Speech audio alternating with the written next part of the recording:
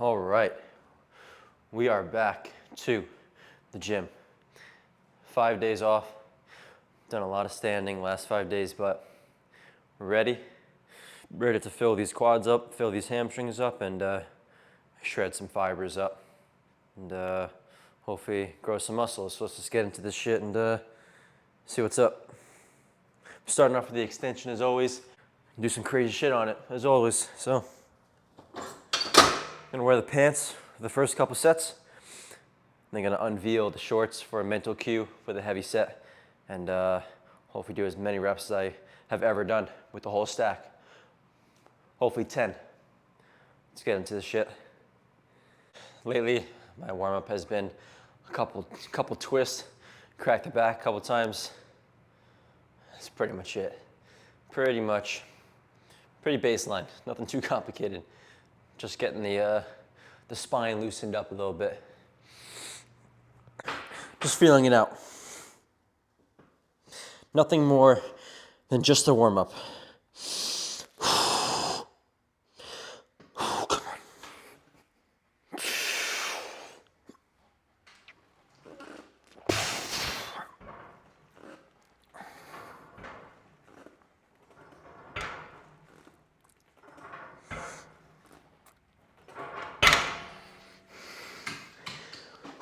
All right, going up to 18 for the last warm up, and then I'm gonna go 21. When I'm doing this, getting a super big air breath in the beginning, and then I'm pulling down my hips as tight as I can push into this pad, and then I'm driving. There's a saying, you can't fire a cannon from a canoe. Meaning, if I'm super unstable here, kind of like water, I guess we'll call it, instead of concrete, then when I go to shoot something in a different direction, it's not going to go that far because the foundation is not solid. So you've got to be solid. You can't be rocking up and down, kind of like a wave. This won't go enough that way, as in you won't get enough reps, or as many as you could have. So hopefully that made sense. Let's get into this next set. As I'm doing this, I'm also thinking of one more thing. I'm rotating my knees in. I don't want my foot to rotate out. It puts a weird force on the knee, and it's just not as much. It's not as efficient. Rotate the knee in so the patella, top of your kneecap, is facing the ceiling. That's the most basic way to put it. Keep the kneecap facing directly up. You don't want it facing out like that. The pad goes forward first, and then it curves, and then it goes up. So think of that as you're pushing it.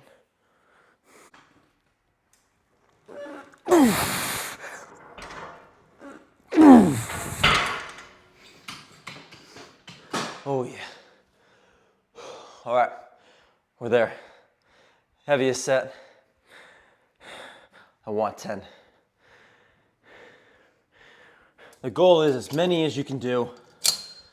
I did 9 last time.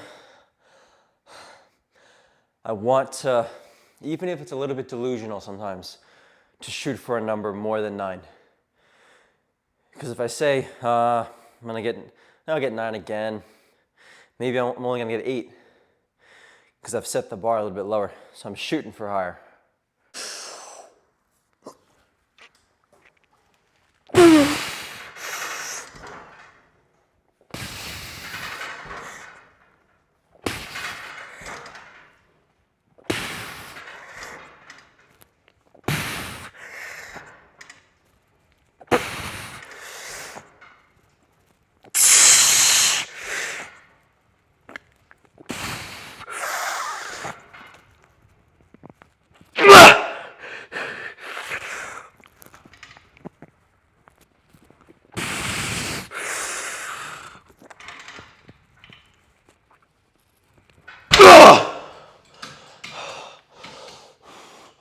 Oh, yes.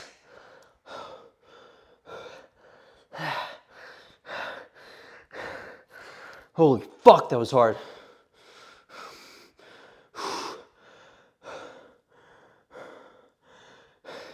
You know it's a good set when you don't even remember it. Oh yeah. I think that was 11.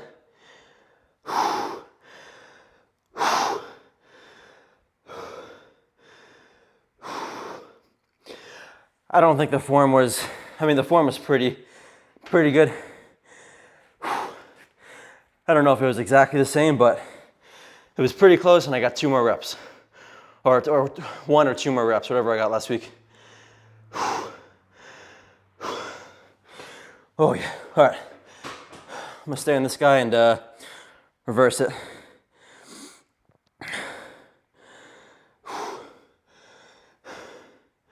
So again, once I get to the bottom, my feet are behind this pad. I'm doing a max shrug, pretty much. So my upper back will be super sore. Sometimes, not super sore, but my traps will be pumped a little bit, and grip's going right now, and biceps a little pumped, because I'm pulling down so hard to keep myself locked in. I really should buy a seatbelt. I think the Prime leg extension has a seatbelt on it. I would say that's probably the go-to. I've never used it, but just thinking of it, I feel like that would be better than just trying to strap in. But most ever done. Mission accomplished. And that was only 1 set, but the intensity was pretty much max effort. A signal was sent. So for me, for this style of training, I don't think I need to do another set. If it was sub-maximal and it wasn't all out, life or death, then I'd probably do another one, But as Dorian Yates has said, it's like shooting someone twice who's already dead, the first bullet. It's just gonna cause more damage to heal from, but he's already dead. Kind of like this. First set killed him. No need to shoot him again. You can, but it's gonna take more time to heal now. And it did the same shit. That's just kind of my thought process at this moment in my training journey, or whatever you want to call it. Holy shit. And if you're not super pumped, then you're not doing it right, because my legs are super pumped right now. I would say a good rule of thumb is, once you do your first hard working set, or whatever you want to call it, hard set where you're going to failure or close to failure, within a rep or 2 reps or something like that, you should have a big pump in that muscle group. There's going to be a pump in the secondary muscle groups, yeah, for sure. But that primary muscle group, being quads today, should be ballooned. So,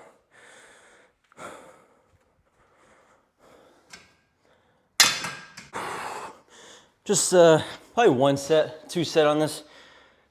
Probably one warm up, just to feel it out. So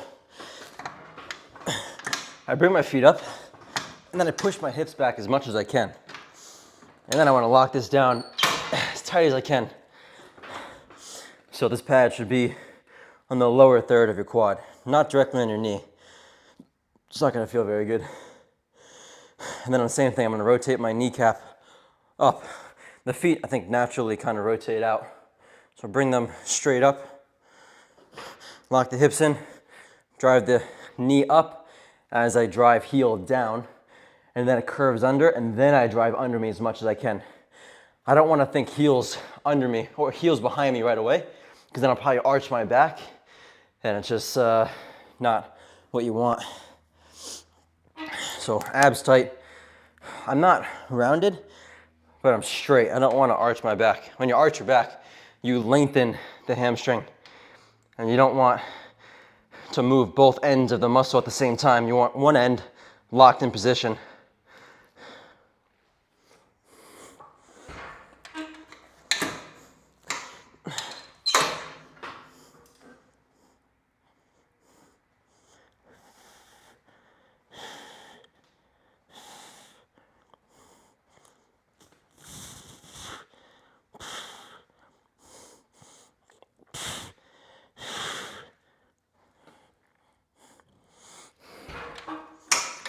Couple reps on that. I'm gonna go up to 12, and I'm doing the same thing. This is kind of like my one set, but it's like 2 weights in one. I don't know. It seems to work for me with certain exercises.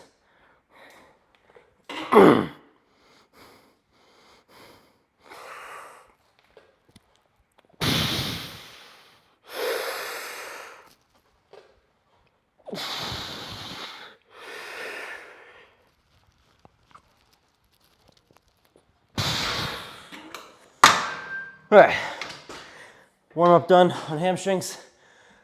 Let's attack it with that heavy set now.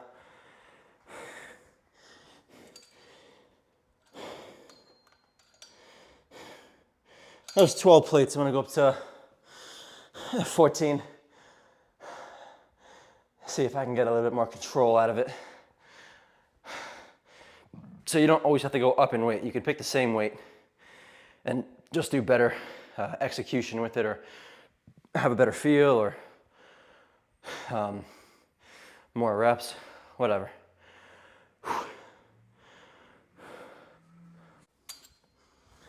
All right. Whew. Come on. If you do this type of training, the one set and done, you got to go into it with the idea that you got one set to get this shit done with. So that's what I'm doing.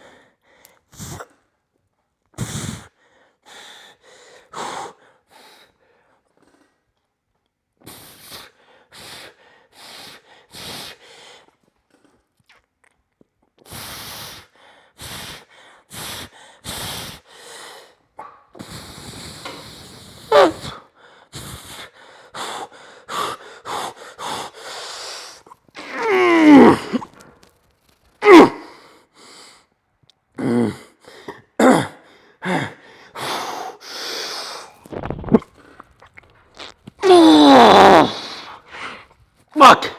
Fuck!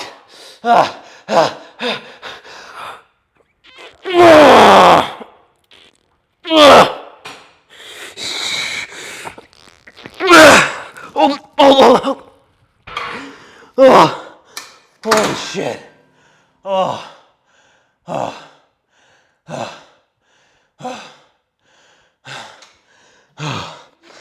Holy shit.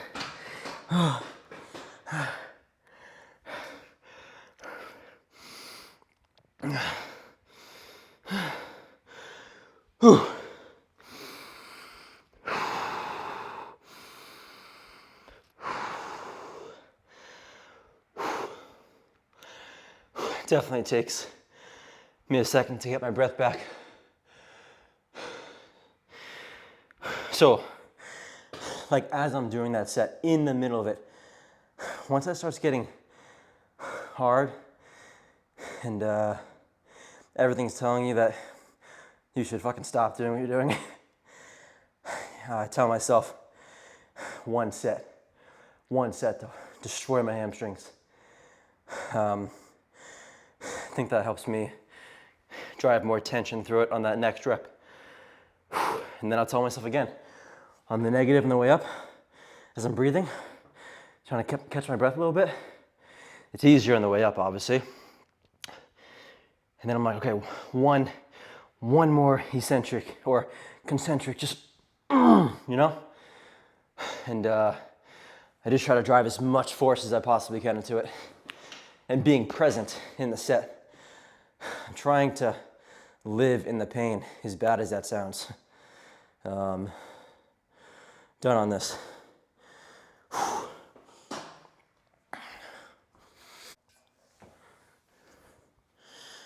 So my hamstrings felt like there was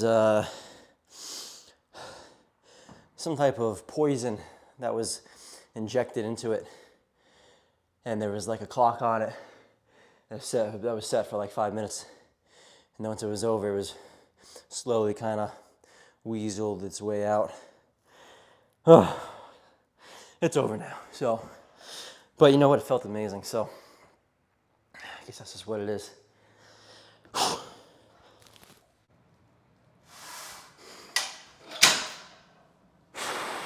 All right. So I'm gonna do this Smith machine squat here. Elevated heels, more knee flexion, hopefully more quad activation. If you don't have heel elevated shoes, then you should go with just a plate on the heel, just kind of stand on it. These are probably better. Just, I would think they're more stable. I've never tried putting my heels up on a plate. I've always had these, or I've had these for a couple years. But, or if you're on a hack squat, then if you can change the angle of the platform. So you really would want the platform to be, so if this is my toes, I'd want them to be more like this. So it's almost mimicking a heel elevated squat. But I'm trying to stay as upright as possible. That's the idea. For quad and less hamstring and less lower back. The first warm-up set, you try and find your foot placement, and you're gonna have to move it forward and back a little bit and try and find it. Find the angle of that you want, like pointing the toes out a little bit or more straight, whatever. And then either mark it with a piece of tape so you know exactly where your foot was, or just guess. But I mean, the best way is probably mark it.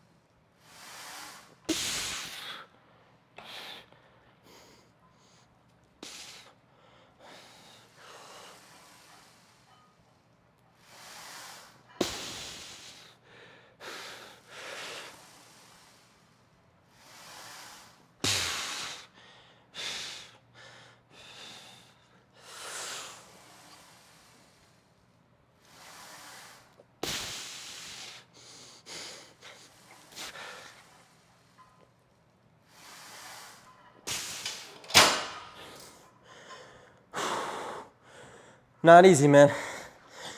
This is a new exercise for you. Probably gotta start with the lighter weight.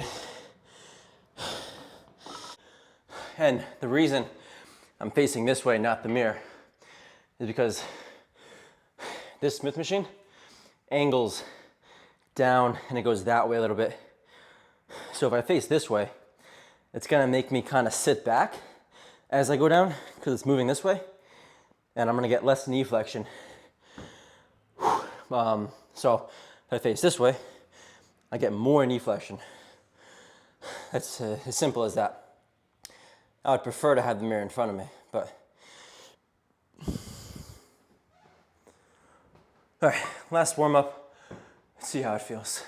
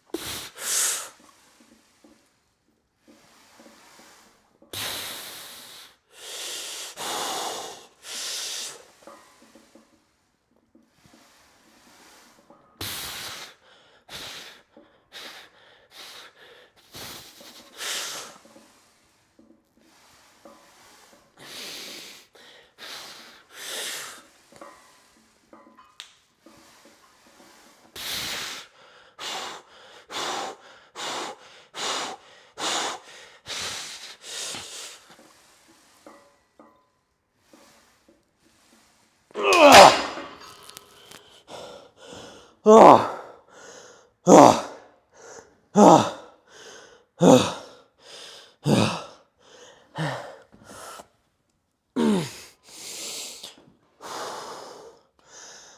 shit.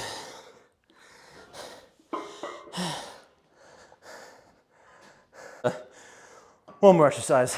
I'm gonna do a stiff leg deadlift. All right, warmed up with the bar.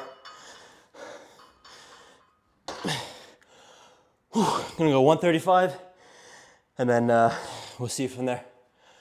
I wanna make sure the technique is exactly how I want it.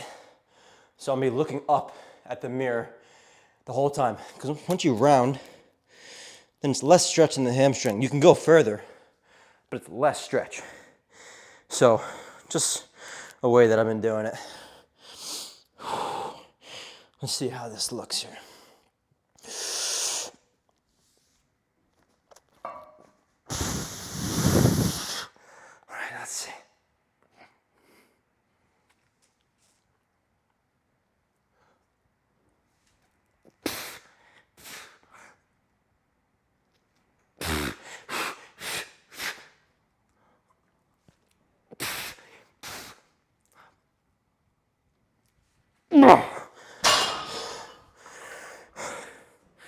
The range of motion looks really short.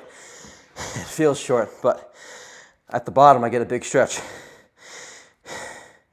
because of the position that I'm putting myself in. I can go to the bottom. I've done it before. Chin tucked. But it's not, I don't know, just the way I'm doing it. I mean, the point is to stretch the hamstring, not to go to the bottom.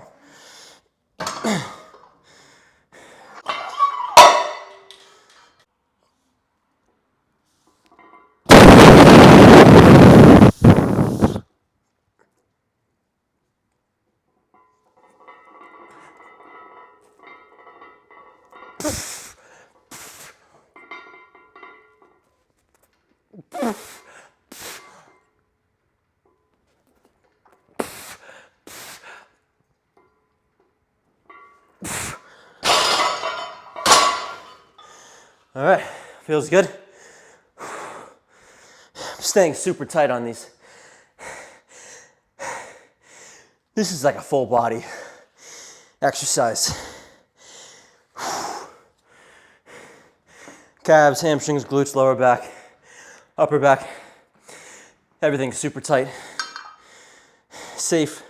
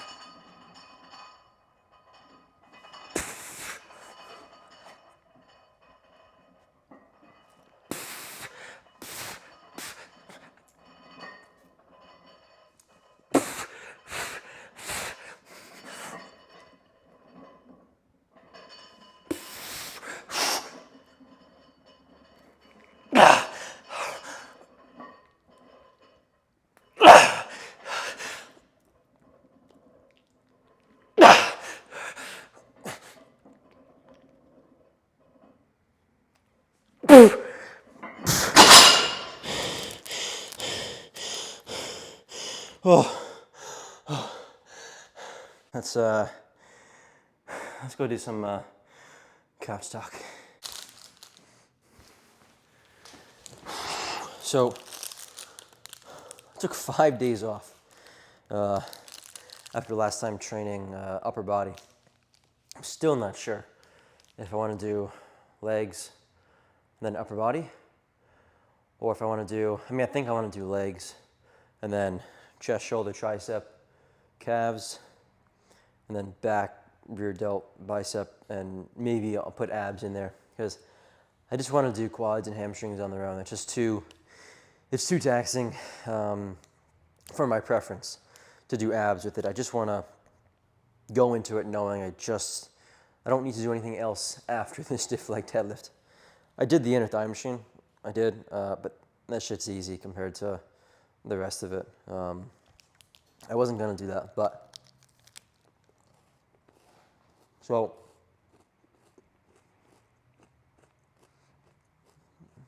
the extension was very good.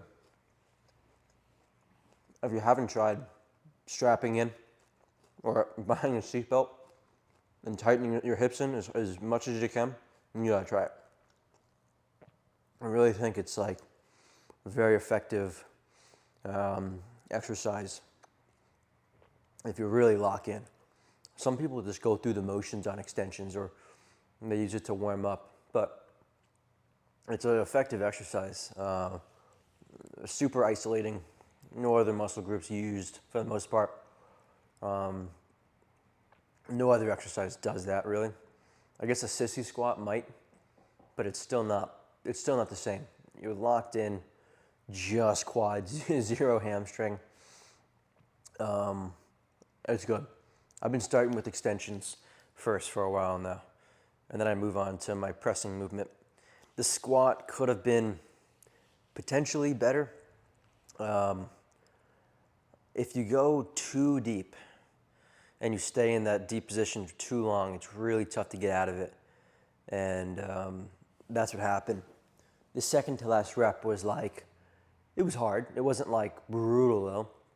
And then all of a sudden I just couldn't get out of that bottom position on the last one. I think I stayed in the bottom position too long. I mean, not too long, but I mean, long enough to the point where I couldn't get out of it. If I had a spot, I would have had them help me out, then I probably could have got maybe another one. But still effective spine loading exercise, exposing myself to that squat pattern, whatever, what I'm talking about. Stiff leg deadlift. I didn't do a lengthening exercise like that for a while. I kind of just was okay with doing the curl. I was like rationalizing it. Curl's a good exercise, but there's no doubt it's much easier than the stiff leg deadlift. And not that soreness is the number one thing, but when I do the stiff leg deadlift, my hamstrings get so sore. And I could do a couple sets on the curl, but it doesn't do the same thing. I get a huge pump and post set, it's I can barely bend my leg, but it's not the same fatigue on my body. And I mean, there's been bodybuilding champions who did stiff leg deadlifts. Been ones who don't. But for me, I think the stretch load that I get on the stiff leg deadlift is pretty powerful. They absolutely suck. They're terrible. But the stretch and the amount of weight that's pulling me into that position, it's got to be doing some good hypertrophy benefit. It's got to be. At least that's how I'm thinking right now, So as I'm doing it, my body does have a tendency to want to lean back and use some glute, I think. So I'm trying to stay straight leg and leaning forward actually a little bit, putting myself in a weak position. So I did 255 today, and I think I did 10. I'm not going down all the way at all, obviously. I think I went down to like my knees. But I'm getting a big stretch because I'm putting myself in a position that is like keeping my head up, arching my back, legs straight, leaning forward. All of that is making it very difficult to go down any further. I used to do them when I would start at the ground, but I just find that I end up using glute, lower back, and then waiting on the ground 15 seconds the last couple of reps, trying to get one more. And I think it was like, I kind of just kept repeating the same last rep because I was resting just long enough. It was like a huge rest pause set, and I was destroyed after it. So with that, I think I did 10. I think I did 10 good stretch back up reps. Yeah, I think I held the last rep at the bottom a little bit too. So effective. Been adding those in. I should keep those. There's no reason why I shouldn't be doing them. Load the lower back too. It's always a good thing. I've been loading my lower back with a stiff leg deadlift and a bent over row. I'm trying not to run from the lower back exercises. Sometimes you can just kind of get into a habit of being like, the squat trains my lower back a little bit, but I'm not connecting to my lower back on a squat. You know what I mean? I want to train my lower back just like I would train my quad or my chest. You know, I want to go into it thinking, okay, this is lower back, glutes, hamstring. The main priority is hamstring. I'm trying to drive at the bottom when I go to initiate back in. I'm connecting to hamstring and driving my glutes down towards my heel at the bottom of the lift, if that makes sense, to get my hamstrings to initiate the movement before my glutes or lower back does it. The glutes and lower back are obviously going to kick in no matter what, and they'll get stimulated from that. I mean, you're bending over with whatever, 250 something pounds.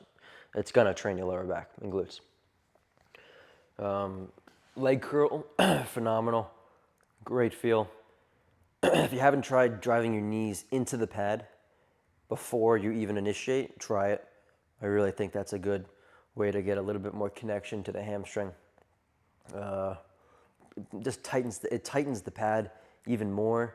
And when you get the pad to the bottom under you, tell yourself again, as the pad's coming back up for the eccentric, drive your knees into the pad. I think you'll get more tension driven into the hamstrings. What else? What else happened? I'm finally gonna start the diet now. This is where it starts. Got four months, I think, until Fire Island. A family trip to Fire Island. I think it's in July.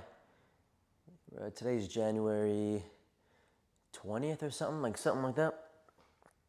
So February, I got all of February, all of March, all of April, all of May, and then June is kind of like the start of the summer. So I got 4 months, and if I lose a pound a week, it's 16 pounds. If I'm around low 170s right now, then that means I'll be around that 155 mark, which I was last summer. Pretty lean. We'll see how lean I can get. I just want to kind of initiate the process and see how things start moving and get some of this whale shit off of me. It's weird. You can look at like the front of your body and you're like, oh, I'm pretty lean. And then you look at the back, like your glutes and lower back, and you're like, I am one fat piece of shit. Shit's hanging over your shorts. Not good. Not. You don't want to go too much farther than that. Once it starts hanging over, probably time to call it on the calorie surplus. Unless you don't give a shit about being fat, then fuck it, keep going. But I don't think it's the best environment to be building muscle. I mean, clearly you're getting fat. You know, clearly it's not muscle that you're putting on. I guess it's simple logic like that. So, done there. Legs are done. Hard shit's done. I'm gonna take a couple days off, recover. We'll see what the body weight. I haven't been tracking body weight, so we'll see how it kind of goes as I diet down. So that's it. I'm gonna eat this and upload this video later today. It's 4:14, so hopefully I can go home, edit it, and then upload it by like 5:30 or 6, hopefully. So